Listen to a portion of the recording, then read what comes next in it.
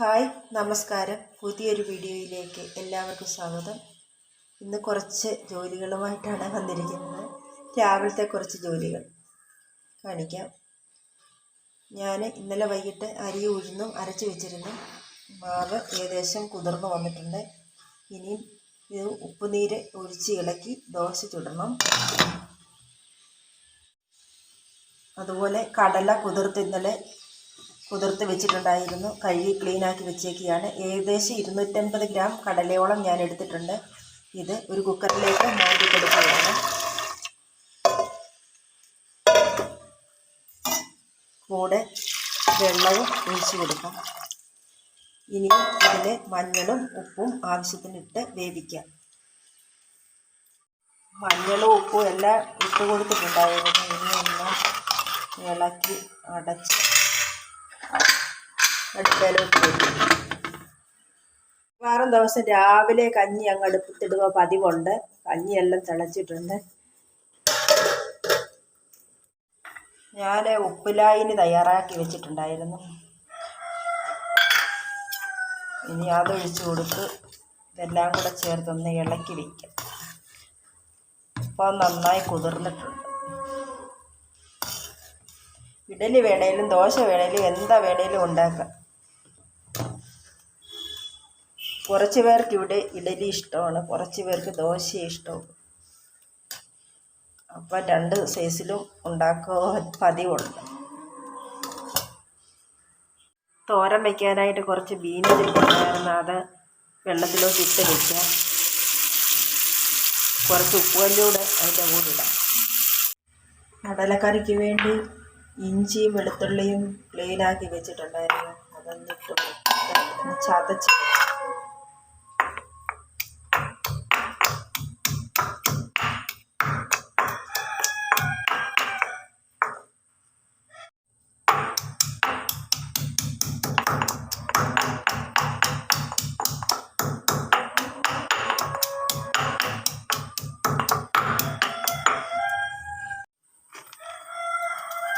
ഞാൻ 2 സവാളയാണ് കറിക്ക് എടുത്തിരിക്കുന്നത്. ഇതൊന്ന് അരിഞ്ഞെടുക്കണം. ഉള്ളിയുടെ ഈ മണ്ടഭാഗത്തെ കിളിർപ്പ് വരുന്നിടം ഇങ്ങനെ കണ്ടിച്ച കളവ് പതിവുണ്ട്. ഞാൻ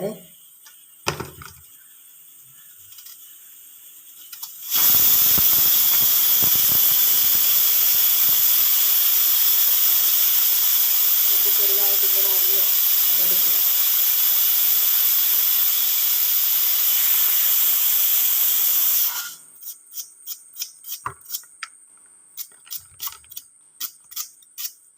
കയ്യറ നോക്കിയിട്ട് കണ്ടില്ല.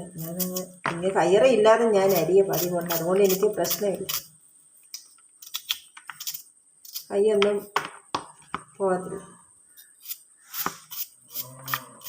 ഉള്ളി നീളത്തിൽ അരിഞ്ഞ് എടുത്ത്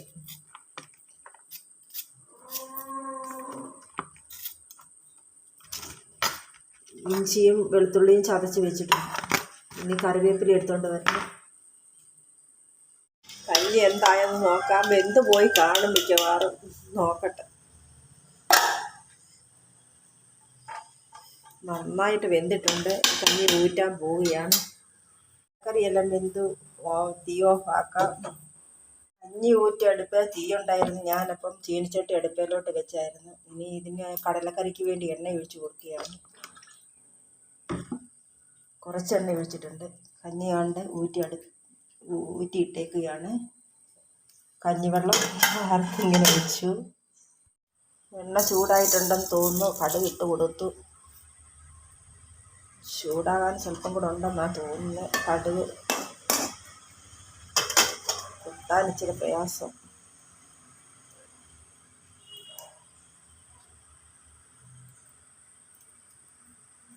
ആ കറിക്ക് വേണ്ടി മസാല എടുത്ത് വെച്ചിട്ടുണ്ടായിരുന്നു. മുളക് പൊടി, മല്ലിപ്പൊടി, പിന്നെ ഗരം മസാല, സ്വല്പം കായപ്പൊടി, ഇത്രയും ചേർത്താണ് ഈ വെച്ചിരിക്കുന്നത്.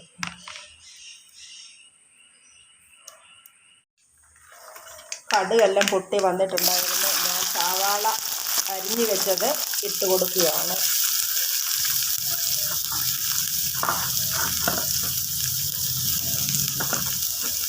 കൊച്ചുള്ളിയാണ് ഏറ്റവും നല്ലത്, ചെറിയ ചുവന്നുള്ളിയാണ് ഏറ്റവും നല്ലത്. ഞാൻ പൊടിക്കാനുള്ള മടിക്കാണ് ഈ സവാള ഇങ്ങനെ പൊളിച്ച് അരിഞ്ഞു കൊടുത്തത്. കൊച്ചുള്ളിയാണ് ഏറ്റവും ടേസ്റ്റ് ഉള്ളത്. മിക്കവാറും കൊച്ചുള്ളിയാണ് ചേർക്കുക പതിവ്. ഇന്ന് അതിന് വിപരീതമായിട്ട് ഈ സവാളയാണ് ചേർക്കുന്നത്. വിരുന്നുകാർക്കൊന്നും കൊടുക്കാനല്ലല്ലോ, നമ്മൾക്ക് തന്നെ കൂട്ടാനുള്ളതല്ലേ. അതുകൊണ്ട് ഞാനിതാണ് ചേർത്തത്. ഇതൊന്ന് വഴന്ന് വന്നോട്ടെ. വഴന്ന് വന്ന ശേഷം ചതച്ച് വെച്ചിരിക്കുന്ന ഇഞ്ചിയും വെളുത്തുള്ളിയും കറിവേപ്പിലയും കൂടെ ഇട്ട് കൊടുക്കും. ദോശ ചുടാനായിട്ട് ദോശക്കല്ല് വെച്ചിട്ടുണ്ട്. അതിനായിട്ട് ഞാൻ നല്ലെണ്ണയാണ് ഈ ദോശക്കല്ലെ തൂക്കാൻ ഒഴിച്ച് കൊടുക്കുന്നത്. കുറച്ചൊഴിച്ചിട്ടുണ്ട്. അതിന് ഇതുണ്ടല്ലോ, തേങ്ങയുടെ ചകിരിയാണ് ഇത്. ഇത് വെച്ചാണ് ഞാനിങ്ങനെ തൂക്കുക പതിവ്. വെള്ളം പറ്റട്ടെ, എന്നാലുമേ തൂക്കാൻ പറ്റത്തുള്ളൂ. കടലക്കറിക്ക് വേണ്ടി ഉള്ളി വഴറ്റാൻ ഇട്ടിട്ടുണ്ടായിരുന്നു. എന്തായതെന്ന് നോക്കാം. ഏകദേശം വഴന്ന് നന്നായി വന്നിട്ടുണ്ട്. ഇതിലേക്ക് ചതച്ച് വെച്ചിരിക്കുന്ന ഇഞ്ചി, വെളുത്തുള്ളി, കറിവേപ്പില ഇത്രയും ചേർത്ത് കൊടുത്ത് ഇതുകൂടെ ചേർത്ത് ഒന്ന് നന്നായി വഴറ്റാം. അതിന് ശേഷം മസാല ഇട്ട് കൊടുക്കുന്നതായിരിക്കും. വഴന്ന് വരട്ടെ. വീണ്ടും ഒന്ന് അടച്ചു കൊടുക്കുകയാണ് ഞാൻ. കല്ല് ഏകദേശം ചൂടായിട്ടുണ്ട്. ഞാൻ എണ്ണ പുരട്ടി കൊടുക്കുകയാണ്.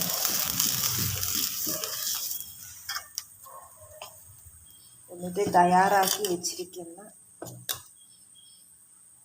ദോശമാവ് ഒഴിച്ചു കൊടുക്കുകയാണ്.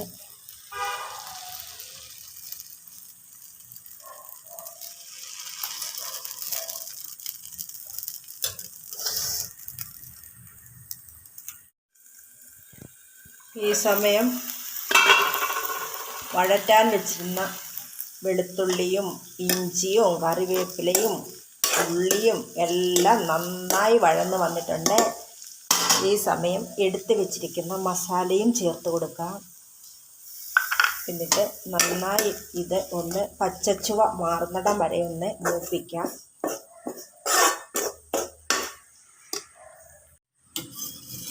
ദോശക്കല്ലിലൊഴിച്ച ദോശ ഏകദേശം പാകമായിട്ടുണ്ടായിരുന്നു. ഞാൻ മറിച്ചിട്ട് കൊടുത്തു. കടലക്കറിയുടെ നിലവാരം എന്തായെന്ന് നോക്കാം.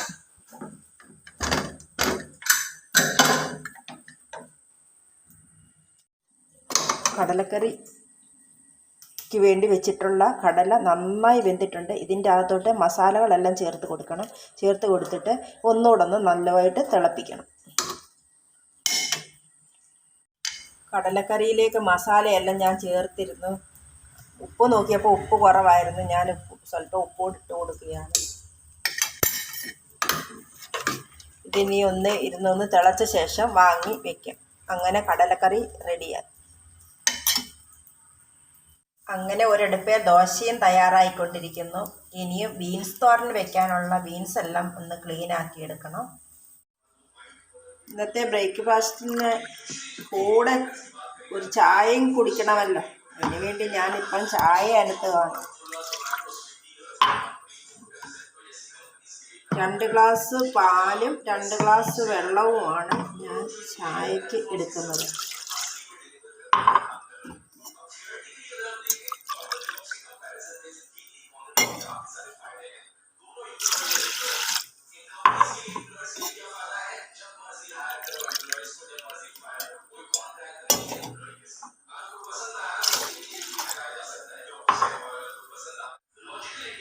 ഇതിലൂടെ ആവശ്യമുള്ള ഏലക്കായും പിന്നെ പഞ്ചസാരയും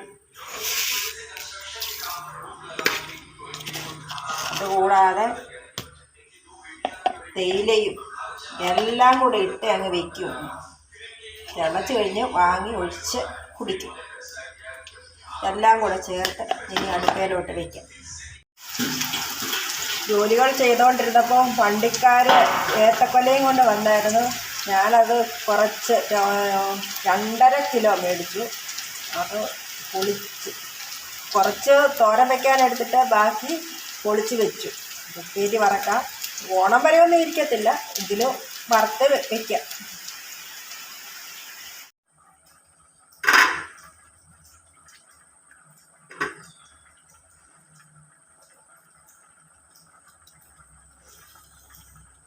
ഇങ്ങനെ നൂല് പോലെ ഇങ്ങനെ വലിഞ്ഞു വരും. ഇത് ശരിയാക്കിയിടും. ബീൻസ് സൈഡ് ഇങ്ങനെ നൂല് പോലെ വലിഞ്ഞു വരും. അത് വലിച്ച് കളയാം. ഇത് ക്ലിയർ ആക്കി വെക്കട്ടെ.